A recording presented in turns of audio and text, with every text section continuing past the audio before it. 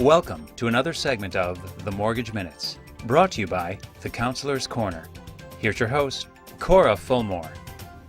Hi, today we will explore a company that few know about, but is an active participant in the foreclosure process. That company is the Mortgage Electronic Registration System, also known as MERS. The National Industry Standards for Foreclosure Counseling says that a housing counselor should possess a strong knowledge in the area of mortgage default. This is especially important as it relates to the current practices in the industry. That's why you should have a working knowledge of MERS.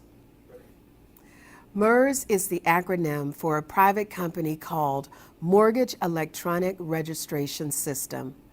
They were created by the major players in the mortgage industry, the Mortgage Bankers Association, GSEs, the largest originators, and loan servicing companies. It was becoming more difficult to keep up with who owned a mortgage as it moved from the mortgage originator through one financial pipeline to another. This group needed a way to track the ownership, so MERS was created. To aid in this process, loans were assigned to MERS. They were then assigned a unique 18-digit mortgage identification number. This is known as the MIN number. The number is registered on the MERS system to make it easier to track the loan as it's sold. MERS' sole purpose is to be the mortgagee of record and nominee for the beneficial owner of the mortgage loan. MERS has used this position to be the moving party in a foreclosure proceeding. However, they may not have full legal standing in your state to do that. The MERS system has come under a lot of scrutiny by critics in every state.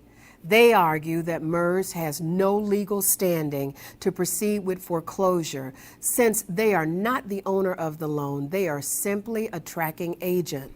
MERS, however, asserts that they have a security interest in the mortgages transferred by the lenders, the investors, and their loan servicers, and this gives them legal ground to initiate the foreclosure action. Critics have also said that lenders cannot assign their rights to MERS for handling a foreclosure. Many states have ruled against MERS, and they are not permitted to initiate foreclosure in their name as the plaintiff.